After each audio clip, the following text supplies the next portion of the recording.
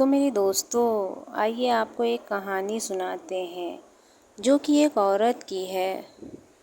یہ عورت بے سہارا بے بس تھی، لیکن اس کا اللہ پر یقین بہت قائم تھا۔ یہ کہانی ایک رقیہ نام کی عورت کی ہے جو کہ اپنے 10 سال کے بیٹے کے ساتھ ایک گاؤں میں ایک پرانی سی جھوپڑی میں رہا کرتی تھی۔ رقیہ کے شوہر کا انتقال 1 سال پہلے ہو چکا تھا۔ تب سے اس کی زندگی مصیبتوں سے بھری تھی۔ رقیہ کے پاس کوئی زمین نہ تھی اور نہ کوئی روزگار کا سادھن تھا۔ اس کو اپنی زندگی بہت مشکلوں کے ساتھ گزارنی پڑ رہی تھی۔ کبھی کبھی ایسا دن بھی آ جاتا تھا کہ ان ماں بیٹے کو بھوکے ہی سونا پڑتا تھا۔ رقیہ کے گاؤں میں کچھ لوگ اس کی مدد کیا کرتے تھے، لیکن پھر بھی اس کا گزارا بہت مشکل سے ہو پاتا تھا۔ وہ دوسروں کے گھروں میں کام کر کے اپنے گھر کا خرچہ چلا رہی تھی۔ ایک دن ایسا بھی آیا کہ اس کا بیٹا بیمار پڑ گیا اور اس کی حالت اتنی خراب ہو گئی کہ ایسا لگ رہا تھا کہ وہ اب دنیا سے رخصت ہو جائے گا۔ رقیہ کے پاس اتنے پیسے نہ تھے کہ وہ اپنے بیٹے کا علاج کر سکتی تھی، لیکن پھر وہ مجبوراً ایک حکیم کے پاس گئی کہ وہ میرے بیٹے کا علاج کر دے، لیکن حکیم نے یہ کہا کہ جب تک تم مجھے پیسے نہیں دو گی میں تمہارے بیٹے کی علاج کے لیے دوا نہیں دے پاؤں گا۔ رقیہ کا گھر گرمی میں دھوپ کی وجہ سے تپا کرتا تھا اور ٹھنڈک میں ایسا ہو جاتا تھا کہ ایسا لگتا تھا کہ وہ برف پہ سو رہی ہے، اور بارش میں تو اس سے بھی برا حال ہو جاتا تھا۔ رقیہ کے حالات بہت خراب تھے۔ اس کا بیٹا کبھی کبھی اپنی ماں سے کہتا، امی جان، کیا ہمارے حالات کبھی صحیح نہیں ہوں گے؟ رقیہ کے بیٹے کی حالت ایک دم خراب ہوتی جا رہی تھی۔ اس کا جسم بہت تیز تپ رہا تھا۔ رقیہ کا بیٹا بخار کی تپ سے بار بار کہہ رہا تھا، امی پانی، امی پانی دے دو۔ رقیہ اس وقت اپنے آپ کو بہت بے بس محسوس کر رہی تھی، کیونکہ گاؤں کے حکیم نے تو دوا دینے سے صاف منع کر دیا تھا، اور وہ آس پڑوس میں بھی مدد کے لیے جا رہی تھی لیکن کسی نے بھی اس کی مدد نہ کی۔ رات کا وقت تھا۔ رقیہ اپنے ایمان سے ڈگمگا رہی تھی۔ اس کو لگ رہا تھا کہ یا اللہ، تیری مدد نہیں آ رہی ہے۔ رقیہ نے گاؤں میں سبھی کے پاس جا کر مدد مانگ لی تھی، لیکن اس کی کسی نے مدد نہ کی تھی۔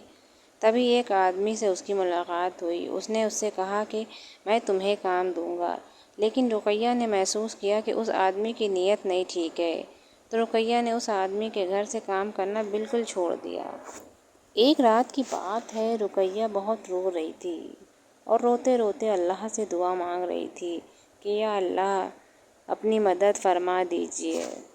بات اس دن کی ہے، رقیہ ایک راستے پر بیٹھی ہوئی تھی، تبھی اس نے دیکھا کہ سامنے سے ایک بابا آ رہے ہیں۔ ان بابا نے رقیہ سے کہا، اے بیٹی، کیا ہوا؟ تو اتنی مایوس کیوں لگ رہی ہے؟ روتے روتے رقیہ نے اپنی ساری بات ان بابا کو بتائی۔ تو ان بابا نے رقیہ سے کہا، بیٹا، اللہ پہ یقین کر، اللہ تیری مدد ضرور کرے گا۔ ان کی بات سن کر رقیہ گھر آئی اور اس نے نماز پڑھنی شروع کر دی اور خوب رو رو کے اللہ سے دعا مانگی۔ ابھی کچھ وقت گزرا ہی تھا کہ رقیہ کو نیند آ گئی اور وہ سو گئی۔ تبھی وہ دیکھتی ہے کہ اس کی جھوپڑی میں آگ لگ گئی ہے۔ اس طرح سے اس کی پریشانیاں اور بڑھ گئیں۔ رقیہ زور زور سے چلانے لگی کہ میری جھوپڑی میں آگ لگ گئی ہے، کوئی میری مدد کرے۔ اتفاق سے رقیہ کا بیٹا اسی جھوپڑی میں رہ گیا تھا۔ بغل کے ایک آدمی نے آ کر اس بچے کو جھوپڑی سے نکالا اور باہر لایا۔ اب اس وقت رقیہ کے بیٹے کی حالت اور خراب ہو چکی تھی۔ رقیہ اپنے بیٹے کو لے کر ایک پیڑ کے نیچے بیٹھ جاتی ہے۔ اس وقت رقیہ کا بیٹا بے ہوش ہو جاتا ہے۔ اس وقت رقیہ بہت رو رہی ہوتی ہے اور پریشانی کے حال میں ہوتی ہے۔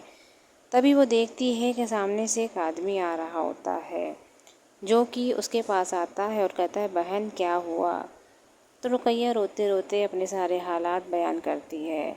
وہ آدمی رقیہ کو اپنے گھر لے جاتا ہے اور اس کے بیٹے کا علاج کرواتا ہے اور کہتا ہے، رقیہ، تم میرے گھر کے جو بھی کام ہے تم کرو۔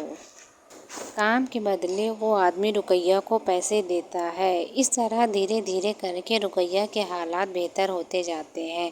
اب اس کا بیٹا بھی ٹھیک ہو چکا تھا، اس کو کھانے کی بھی کوئی پریشانی نہیں تھی اور اس کو رہنے کی بھی ایک جگہ مل گئی تھی۔ ایک دن رقیہ کا بیٹا آنگن میں کھیل رہا تھا۔ یہ دیکھ کر رقیہ بہت خوش ہو رہی تھی۔ وہ دل ہی دل میں سوچ رہی تھی کہ کچھ دن پہلے میرے حالات اتنے خراب تھے اور آج اللہ کا شکر ہے میرا بیٹا بالکل صحیح ہے۔ ایک دن کی بات ہے کہ رقیہ اور اس کا بیٹا کسی راستے پہ جا رہے تھے۔ تبھی رقیہ کی نظر ایک آدمی پر پڑتی ہے جو کہ پھٹے پرانے کپڑے پہنے ہوئے ایک پیڑ کے نیچے بیٹھا تھا۔ رقیہ اس آدمی کے پاس جاتی ہے اور دیکھتی ہے کہ وہ آدمی اس کا باپ ہے۔ اس کو دیکھ کر رقیہ ان کے گلے لگ جاتی ہے اور کہتی ہے، ابا حضور آپ یہاں کیا کر رہے ہیں؟ تو وہ آدمی کہتے ہیں کہ بیٹا مجھے لگا تم کھو گئی ہو لیکن تم تو ابھی تک زندہ ہو۔ یہ دیکھ کر باپ بیٹی بہت خوش ہو جاتے ہیں اور وہ باپ اپنی بیٹی کو اپنے گھر لے آتے ہیں۔ اب رقیہ اپنے باپ کے گھر میں بہت آرام سے رہ رہی ہوتی ہے۔ اس کی ساری پریشانیاں دور ہو جاتی ہیں۔ اس کا بیٹا بھی اچھے سے پل رہا ہے، اس کو کھانے کی بھی کوئی تنگی نہیں ہے اور اس کو رہنے کا بھی ایک اچھا گھر مل جاتا ہے۔ تو میرے دوستو، اس کہانی سے ہمیں یہی سبق ملتا ہے کہ ہماری زندگی کے حالات کیسے بھی کیوں نہ ہوں، ہمیں اللہ پر یقین قائم رکھنا چاہیے۔